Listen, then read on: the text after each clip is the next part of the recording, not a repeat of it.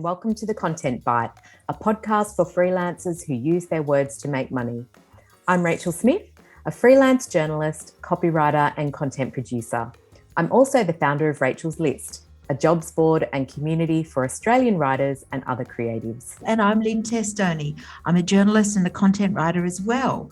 Rachel and I are your weekly co-hosts, and every week we're bringing you all kinds of tips, tricks, and some fabulous guests to help you make the most of your freelance business. This podcast is sponsored by our good friends at Rounded, easy accounting and invoicing software made just for Australian freelancers and sole traders. It's everything you need to make freelancing easier. Find out more at rounded.com.au. Also, if you're a gold member of Rachel's List, Rounded is giving you 20% off an annual subscription plan. Upgrade to gold membership for all the details. Hi, Rach. It's been all about the summit these last couple of weeks, hasn't it? So exciting, but so much work. It is an enormous amount of work. I knew that when we thought about doing a conference, but I don't think I actually realised the amount of work that it takes. But yeah, we're getting to the exciting bits now because we're preparing briefs for all our speakers at the moment. And I'm just really inspired and impressed by, the presenters we'll have on stage. So that is exciting. Yeah. That is exciting. And it's great to know so many interesting people, and which is sort of a nice segue into today as well, because this week on the pod we have another inspiring writer, and it's freelance journalist and author Stephannie Wood. I mean, I love Stephannie's weekly newsletter too, which is what inspired me to ask her to come on the show. But are you happy to introduce Steph? Absolutely. I love Stephannie's newsletter as well. We've just been talking about that a little bit off air, so we're going to include a link to subscribe to that for anyone who's interested. But in the meantime, here's a little bit more about the other things that Stephannie does.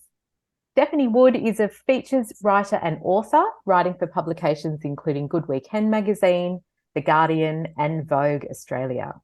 She's interested in telling important human stories that explore issues of social justice. And her book, Fake, A Startling True Story of Love in a World of Liars, Cheats, Narcissists, Fantastists and Phonies, tells the true story of a man who turned out to be a most accomplished liar and fabulist. The Guardian named it one of its unmissable books for 2019. Stephannie also worked with the ABC to produce a program that reflected the responses she received from women who have had similarly devastating relationships with romantic fraudsters. Wow. Welcome, Stephannie. We're so glad to have you on the podcast. Yes, welcome. Well, thank you for having me. So one of the things I find really fascinating about your career, Stephannie, is your commitment to long-form journalism, because as journalists, I think there's such a small minority of journalists that manage to make that the bulk of their career. Is that really your true love? I think it is my true love, but unfortunately, due to systemic issues within the media industry, it's a diminishing thing, long-form journalism. And I took a redundancy from the Sydney Morning Herald in 2017 to write my book. And it was a really difficult decision, because I knew that if I left the job and I was at the time a long-form writer on Good Weekend magazine, I'd probably never get another great staff job like that. And they just don't come up. I mean, they're not advertised. There are probably, if you look at the Australian media landscape, there's Good Weekend, The Weekend Australian magazine, The Monthly, and there's not really very much else in the way of publications that support long-form journalism. So I don't think The Monthly has any staff writers. I think The Weekend Australian probably has maybe 5 or 6, and the Good Weekend's got about the same. And if people leave those jobs now, they're not replaced. And people aren't leaving those jobs. I was the stupid one that did. Right. And to do it as a freelancer is just exceptionally, exceptionally difficult. I get lots of work. I'm very fortunate. But the rates are so depressed. They're the rates that people were being paid 20 years ago, more than 20 years ago. And it's just not viable, really. I'm on the breadline, basically. Drawing on my mortgage, yeah. Well, I started freelancing 20 years ago, and that was the era of the $1 a word. I remember. It's still $1 a word, and in many cases, less than $1 a word. $1 a word these days is considered to be brilliant. Yeah, it And, is. that's outrageous. Well, that's an interesting sort of segue into like your recent article in the Good Weekend that I think we both read, and about the difficulties faced by older workers, because you talked about the redundancy. And I can relate because I'm an older worker. In fact, I'm a few years older than you, Steph. What I've loved about freelancing is it's great for older writers. I think being older, it might be difficult if you're in-house, but I really believe, and I'm really a strong advocate of this, that my experience, knowledge and years, actually I appreciate more as a freelancer. Is that what you find? I'm not sure I'm the best person to answer that question, in the sense that I've got really good relationships with several editors that I've cultivated over a long time. Which is the key for being around for a while, isn't it? That's right. And my reputation, I mean, without trying to big note myself or anything, Good Weekend has such a reputation that I guess I got some of that gloss with me that I carried away. And I guess I like to think that my work is pretty good, but I wouldn't necessarily think that was the case for every freelancer. But I mean, so many bylines these days are from freelancers. And I honestly don't know. I've got a fairly low mortgage, thankfully. I don't have a partner, so I do manage it on my own, but it's fairly low. I don't know how you'd manage if you were a single mother or a one-income family, or so, I think it depends on your circumstance. If you're in a good financial situation, it's probably a great thing to do if you want some pocket money. But I don't know that it's I mean, obviously there's wonderful things about being the flexibility. I can choose my hours, but there's also the knife edge. There's another side to that I spend most of my time at my desk. And my life dealing with emails, and I used to think, I can nip off for a lovely little ocean swim in the middle of the day. It doesn't happen. Or maybe when I had a little bit of luxury of the redundancy payout and I still had a bit of money in my bank account, it happened, but not anymore. It's a difficult path, and I think you've got to be resilient and courageous and a hard worker to make it work. Yeah, it's really interesting actually, because your article, I read it, and also I received some emails about it from freelancers, and I guess that's from being in a big freelance community. I think it kind of created a bit of discussion, because we see the other side of freelancing, which is the single mothers, the people who are kicking goals, who are making big money as freelancers, and that's been our experience too. We've had good, I mean, I've been a freelance for 20 years. I haven't been in-house in all that time. So it's been, I think from that perspective, I felt, reading your story, that it sounded really hard, your kind of transition to freelancing. And I think that is a wide spectrum of experience, how people experience freelancing, for sure. Have you had much feedback from self-employed people? You mean to the article? Yeah, huge amount of feedback. I'm actually being interviewed by the ABC tomorrow, so it's really created a big conversation, I think, because I think it's something that often people don't talk about. It's a little bit of a hidden thing. The statistics at the moment, Australia's got this really low unemployment rate, the lowest, really a historical low. So we haven't had such low unemployment for 20, 30, 40 years, I think. But I don't think that statistic reflects what's happening for people at midlife who might decide to either be made redundant or need to go through a career transition for one reason or another. I think it's a lot harder than those statistics might suggest. I mean, I'm very interested to hear that you see a different side, because I'd love to see the positive side. I might be. I don't want to be a doomsayer if I can avoid it. I mean, I'm interested. I am looking at starting to do a bit more corporate writing out of necessity, and I'm interested, is that how the people that that had the positive experience? I think it's a combination. I do a variety. I do a mix of corporate writing and journalism.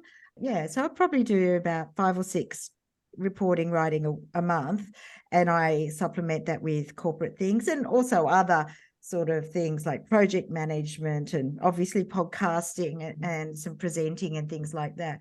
And to me, that's part of the fun of being a freelancer, that you explore all these new things. And often the corporate writing, the people are lovely to deal with. And I think there's a way of balancing those sort of ethical challenges with journalism. I think there's lots of things. I know Rach has the same experience. She does a variety too, don't you? I do a mixture, yeah. I used to be just a print journalist. I started as a magazine journalist, and that was everything. For 10 years, I was a movie reviewer and did lots of women's magazine work. And now it's very much split between corporate writing, content marketing for agencies, still some print work, and a lot of business writing and stuff like that. So still heaps of writing, but I also have started to do other things like build websites for people or write their website copy or do content strategy. Yeah, and I suppose all of that sort of combines to create more of a rock solid income, a good cash flow. I think that's what I've realized, that to sustain it on just traditional legacy media, payments from legacy media is not sustainable. I think that's what we found too, and that's what I've substantially done in my last, since the book was I mean, I've only really been freelancing properly since the book came out in 2019, because of course it took a couple of years for that process for it to be written and published. I mean, I've had a few contracts along the way as well. Like, I have diversified a little bit. I did, you may recall that the New South Wales state government constituted an inquiry into the drug ice. Oh, yes. That was in 2019. So I was a writer for the report, which was fairly lucrative. And I edited a magazine for the Powerhouse last year to coincide with the Carla Zampatti exhibition. I've done some research for ABC Australian Story. So I have inserted other things in amongst but they haven't necessarily been, it's not been low-hanging fruit necessarily. It's not out there. Yeah. Well, one of our most popular episodes is from Nigel Bartlett, talking about how to get government work and doing contract work within government. So I do think a lot of people like that, and that's sometimes a natural progression from journalism, particularly news journalism.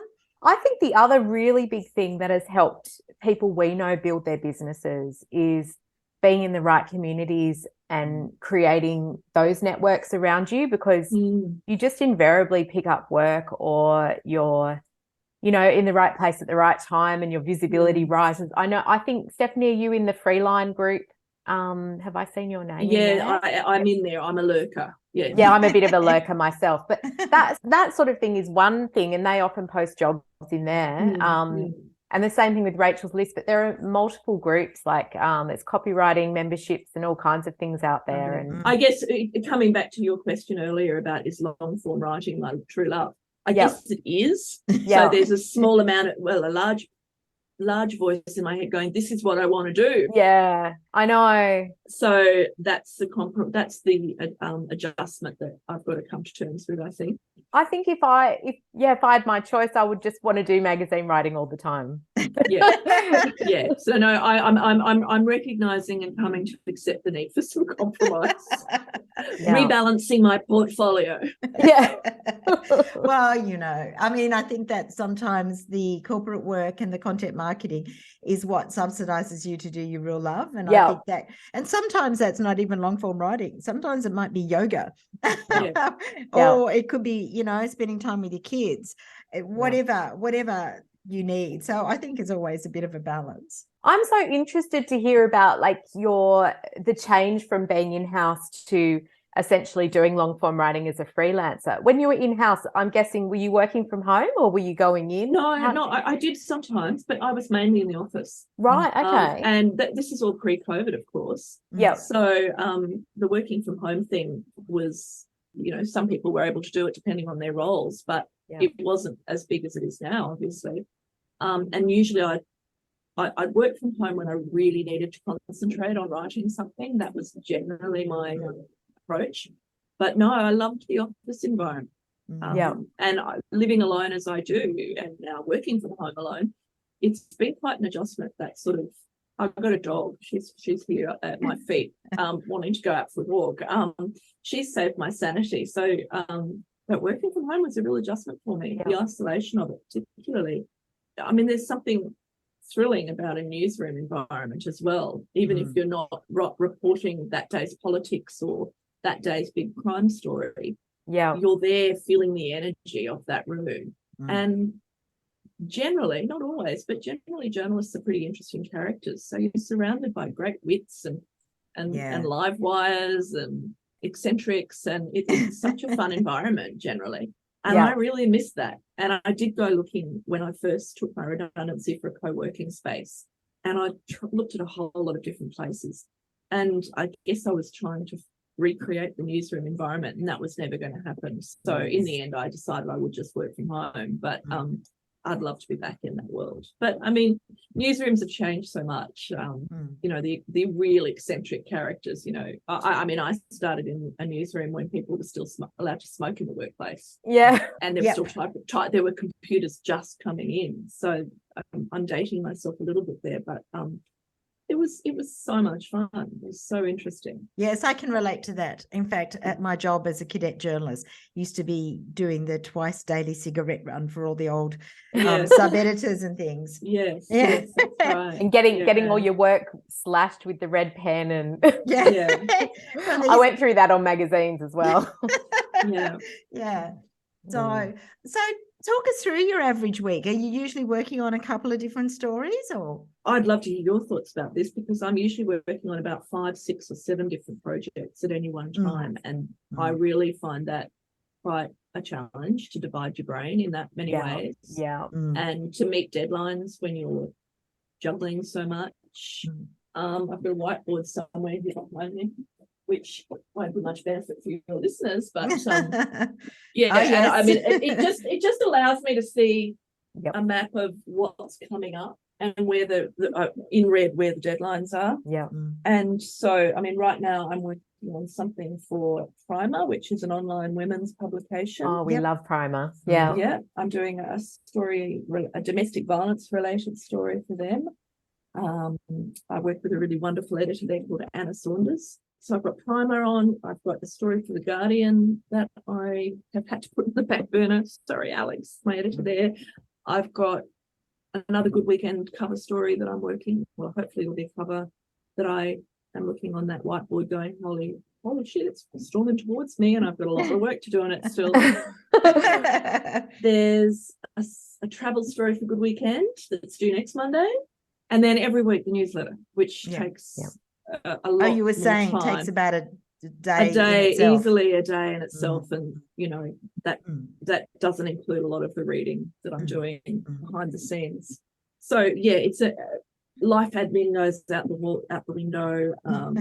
There's just, my list of things to do gets longer and longer, which is, as I was saying to you before we started our serious conversation, I do want to monetize the newsletter, but I just haven't had time to actually do the back end stuff required to work that out, so that I can actually hopefully start to earn a little bit of incremental income from it. I think that's something every freelancer struggles with, because so many hours of the day are taken up with admin for your business. Non-billable hours. Non-billable hours. So you only have about exactly 4. Right. I think Carrie Hutchinson was telling us you have 4 or 5 billable hours a day. If that. And you know what? I use an app called Toggle. Oh yeah, we love Toggle. And I've actually got it running right now on this. And what have I called this session, which is obviously non-billable? I'm calling this email newsletter marketing. For want of a better description. And what else? I have a very big section, a descriptor that I have, which takes most of my week, is general reading and email. And an absurd number of hours is spent on that. And I've looked at it last week. I had a look at what I'm spending my time on, and I'm realizing it's the non-billable stuff that is it may only be 2 or 3 hours a day that you're actually researching, writing, or transcribing for an actual article that will pay you money. And I think I've realized that I need to increase the number of hours a day that I'm actually, if I want to continue doing journalism and even begin to make any sort of income, I've got to work more hours in the day. And I'm also terrible at prioritizing. I like to have a clean inbox, a fairly clear. If I have more than 30 emails in my inbox that haven't been separated out into folders, I get quite stressed. And so Rach can feel your Don't pain. get us started on the inbox zero thing, Oh. Lynn and I completely differ about this I one. have 25,000 emails in my inbox. Oh my God. and I'm inbox zero, because the thought of having even like 100 in there is the thought of having 30 in there stresses me. yeah.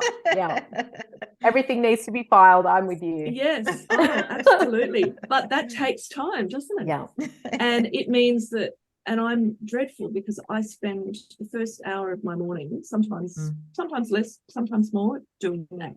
Yeah. And I think that is completely the wrong way to look at things. I really do. Every bit of advice I ever have read about productivity says that you do that last. Obviously, you've got to deal with urgent emails, obviously, but you don't do what I do. But the work that you do involves, I think in your big story that you've just done, that we were just talking about, you spoke to 45 people or something like that? Probably not that many, closer to 30, I think. 30 people. Yeah. But if you are doing that level of interviewing, you know, you need to be able to action all of that sort of stuff and set those things up. And you know, it's huge. I use I would have toggle running on that story. Yeah. While I'm emailing people saying, look, can we do an interview? Yeah. So any organizational stuff I do time count into that story. Yeah. But I'm so scared to do that. You know, I use Toggle, but only for specific projects, because I used to just leave it running, and then I would be like, I spent 16 hours on that. No, I didn't. I just forgot to turn it off. There's a bit of like often I wake up and it says it's still running and I've got to do some guesswork to revive it. And sometimes I'm guessing, okay, I spent a couple of hours this morning on that. I think roughly I'll put that down as that. But it's I kind of like to see the lay of the land of the week. It's illuminating and scary, and analyze. If I analysed it more closely, I would see a lot of fails in my freelancing practice. I think we all would. Yes, for sure. Let's talk about fake, because I'd really love to hear the path to publishing that. And I think that started with an article in the Good Weekend, didn't it? It did. Yeah, that was one of the most scary days of my life, the day that article was published. I seriously, when I heard that it was a Friday afternoon in the newsroom at the Herald, and I knew that they were going to put it up online the day before the magazine actually came out. That was fairly standard practice. I don't think they do that so much now, but it was fairly standard when I was still there. And at about 3 o'clock one afternoon, someone said it's gone up on the website. It's going crazy. And I swear I nearly fainted on the newsroom floor, because it had been such a difficult story to write. Very, very emotional and revealing, you know, vulnerability and shame and embarrassment and things about my private life and my failure in romance. And, you know, I knew I was terrified that I would be just bombarded with people telling me how stupid I'd been to stay in the relationship. I mean, for you, I guess for listeners that don't know the story, it's basically the book tells the story, as did the original article, of 14-month relationship with a man who I guess effectively was a romantic con artist. He never asked me for money, so he wasn't a financial con, although I think if he'd had half the chance, he might have been happy to take some money from me. But I spent 14 months with a guy who was pretty much nothing of who he claimed to be. He told me he was a wealthy property developer and former architect. Well, the reality was he was bankrupt and had a criminal record for a fraud-related charge. And I think in hindsight probably was a hobo moving between me, the other woman I discovered, and probably motel rooms is what my understanding of him now is. And so it was quite a devastating period after I dumped him eventually and started to investigate him. And the story in Good Weekend originally told a brief, basic, pared-down account of that time in my life. But it was terribly revealing, and I did think that people, commenters on the actual article online, would say, "What an idiot! She should have known." And in fact, that was not the response I got at all. It was quite. That's really interesting, isn't it? Yeah, it was a much more positive response, understanding, and so many women emailed me to say, hundreds emailed to say that happened to me. Thank God someone's told me that I'm not the only one. And in subsequent years, the book has come out, last year I was on Australian Story, ABC Australian Story, not just telling my own story, but I went to meet two other women that had similar experiences with these sorts of blokes. And again, I've still got hundreds of messages that I haven't yet responded to. That's another thing I put in toggle when I'm responding to readers' feedback, which is getting more and more, which is lovely, but also difficult. It's just been quite extraordinary, the response I've had to it. As I was having a chat to someone this morning, and she said, you've told a story that hasn't been told before in that. And I think I probably have, which it's sad and wonderful at the same time. That it is such a phenomenon, these sorts of narcissistic fantasists, basically. It is interesting. I read I've read all of the things. I read that first article, and then I read Fake, and I think I have also seen the Australian Story. But I guess the interesting thing with something like The Good Weekend, and it goes a bit viral, like you say, did the publishers then approach you, or is that somebody went, oh my God, this is big, this story, this has happened, and did you approach the publisher, or how did that come out? I had an agent, a literary agent. She had, I think, first approached me from memory for a story I wrote about not having had children, and that was one of the first stories I wrote where I revealed vulnerabilities and personal stories. So I'd signed up with this literary agent, Curtis Brown, a lovely woman called Claire Forster, who's in Melbourne. We'd been talking about different books for a while, and then this relationship happened, and we both started to think this is probably a book. Although that was never the intention of it. It just sort of was an organic thing, really. I'd always wanted to write a book. This certainly wasn't the one that I thought I'd end up writing. And so we certainly were aware when that article came out that it would probably fuel publishers' interest, and that's when the conversations with publishers started.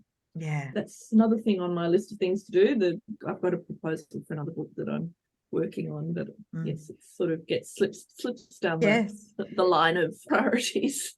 It's such a heavy topic, Did you find the publicity tour heavy as well, or was it sort of... No, I actually found it absolutely brilliant. I loved it. Yeah. I felt so powerful, and I felt so strong.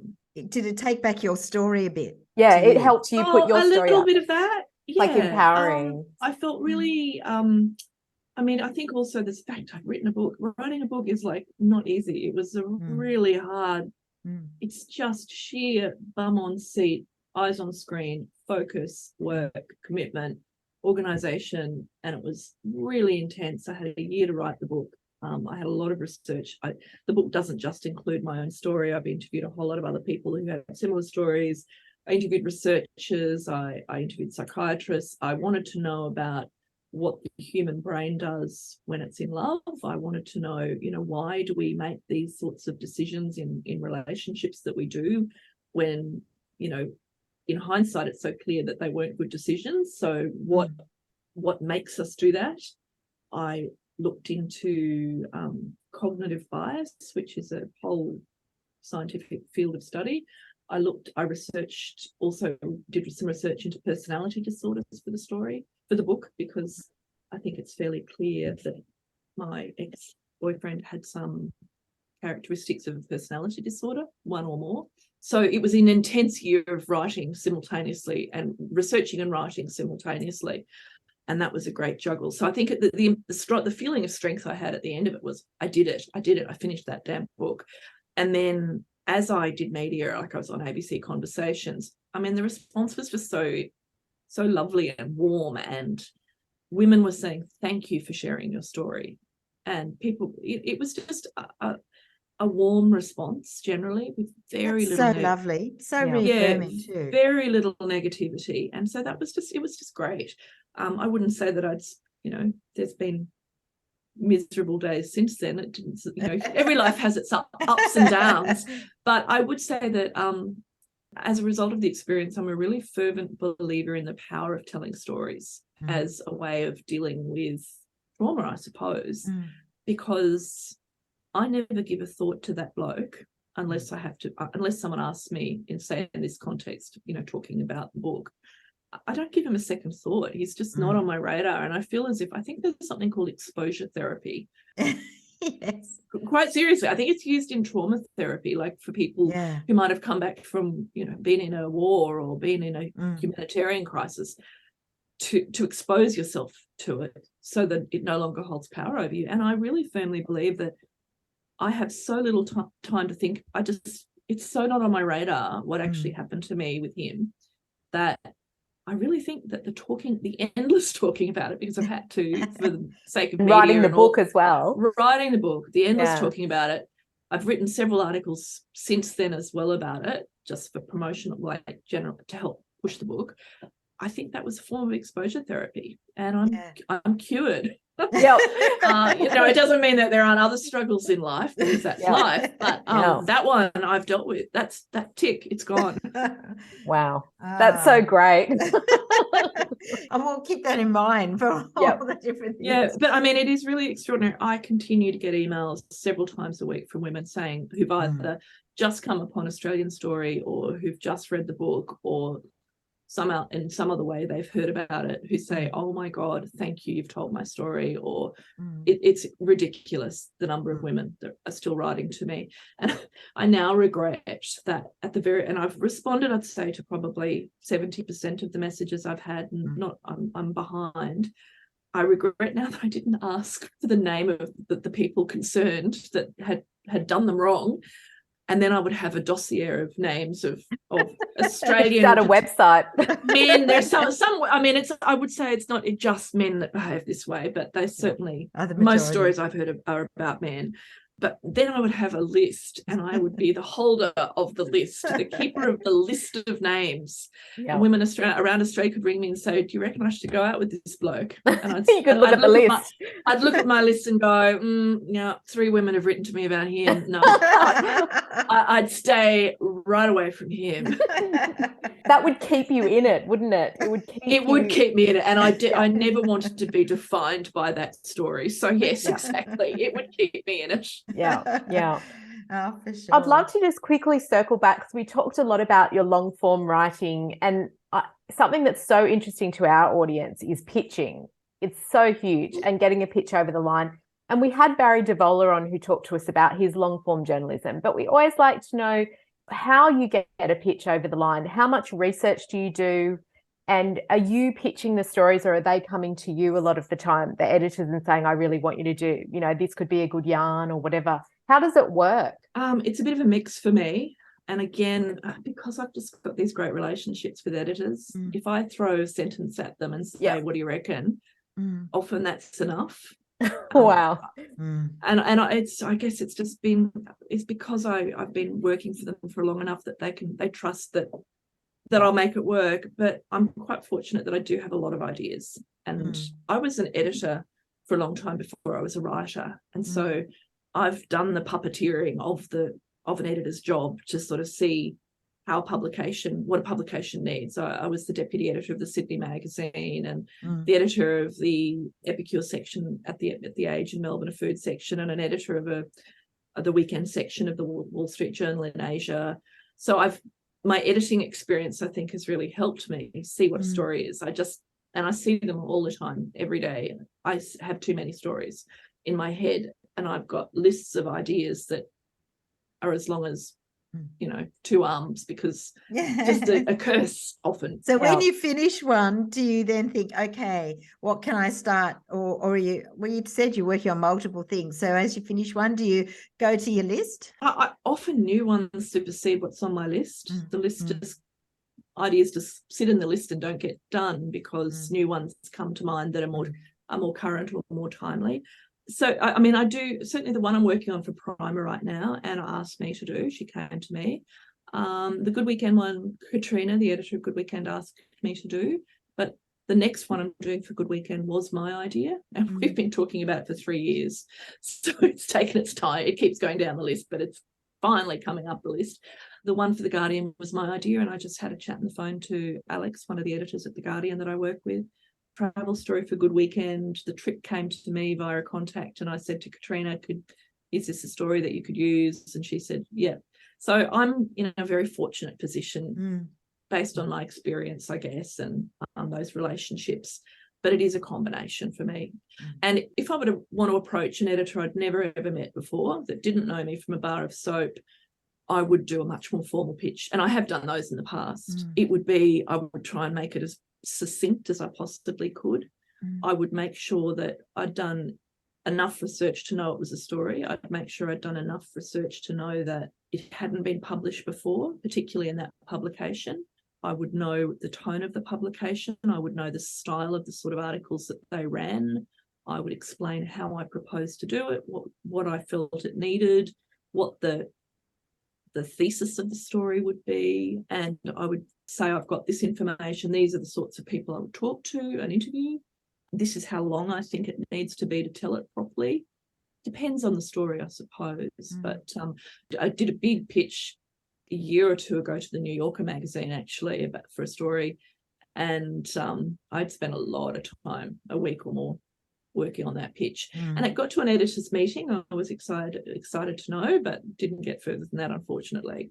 But yeah, no, so it's just the relationships I've got with these Australian editors. So we talk about relationships a lot, and I think that's sometimes people just ignore that so much. You're really pitching to people and having a relationship in them and putting in, I guess, the time so they trust you and they respect your skills. I think that's sometimes an underrated ability or an underrated skill. I guess I built a reputation on Good Weekend. I suppose that's the reputation that I carried away with. And you'd have a really good portfolio too. Yeah. Wow. Well, you've told us a little bit about what you're working on now, and obviously maybe we'll talk about, it'd be great to think that you can try and monetize that newsletter. I mean, yes. Well, I mean, I'm getting a great response to it. It's really affirming. One person said to me that she religiously reads 2 newsletters, mine and the Red Hand Files, which is Nick Cave's I love newsletter. Red Hand Files. And it was like, ooh, me and Nick Cave, hey, excellent. And I've had dozens and dozens and dozens of it, 100, 200 emails from people saying, I love this. It's my essential Saturday reading, and it's so individual and it's so surprising every week. And so, and I really do feel particularly as mainstream media dies, there's a niche for what I'm trying to do, which is to talk about real life, substantial life, intelligent life, creativity and curiosity. And I feel as if I've struck a chord that hopefully I can expand on. Yeah. I'd love to know, as a fellow newsletter writer who basically hits Wednesday and Thursday and starts to freak out and look at, because I collect stuff, I kind of gather everything and I collect it all. I gather all week. I gather constantly, and then I have it in Evernote, and then things that I use I tag with the date that I've used them, so I know that they've been used in that edition or whatever. How do you sort of gather all your stuff, and where do you store it? Do you have a system? I have a system that is a little wonky. It's in Evernote as well, actually. I have a notebook for the newsletter, and in that I've got notes. Yeah, and they're divided up into the different sections of my newsletter. So I usually try and start with a little essay at the top. I have a music recommendation. I have a food bit. So different notes for those different sections. But I end up tending to getting a sense early in the week of what my main item might be. I'm seeing the links that I want to include, and I tend to end up throwing them in just one document. Even though I've got all these other folders for specific parts of the newsletter. And I have another note where I occasionally go in and update it, which is past newsletters. So I know that you've already recommended that song, you've already had that recipe, you've already written an essay about whatever the essay might be. You've run a photograph of that, so that I can do a quick search to see if I've done something before. That's the hardest thing to keep track of, isn't it? Remembering what you've actually run before. I need to improve on that. You see all the great ideas and you think, I'll have to do that, and then you think, did I do that? Yeah. Have I used that, or is that still in my Story of my life. Yeah. We often ask our guests their tech tips. I mean, you've talked about Evernote and Toggle. Are there any other digital tools that you use that you love? I'm a bit of a big Google Drive user and Docs, Google Drive and Docs, although certainly Evernote snuck in to take over a little bit from where I used to be in Google Drive a lot. Zoom, obviously. I'm just looking at all my apps here. Writing, I'm finding Evernote quite useful just because of the interface. I think it's quite helpful, that interface. Oh, the very best is otter.ai. Yes. For automatic transcription. It's changed my life. I mean, it still takes time because you need to go back through, if you do an hour interview, you do need to take the time to go back over the interview and find the bits that you want and check that if you're using direct quotes, that the quotes are exactly right. But it's been a game changer to have Otter. Absolutely. Yeah, we love Otter too. How I ever in the past transcribed from scratch, I will never know. Especially when you're doing long interviews, it's just exhausting. I used to give mine to Rev, and then one day I looked at, at the end of the year in your tax year, you look at how much you've spent on transcription. I think it was between $2,000 and $3,000. Yeah. In 1 year. Yeah. I used Rev and Trint, I think, when I was doing the book, and I think I spent hundreds and hundreds that year as well. Yeah. But I do find, unfortunately, when I've got a big, like that story where I did 30 interviews for the Good Weekend one, I exceeded my monthly allowance because I'm trying to keep it to the pro level rather than the business pro or whatever it is. Yeah. But I do find that it builds up. Yeah.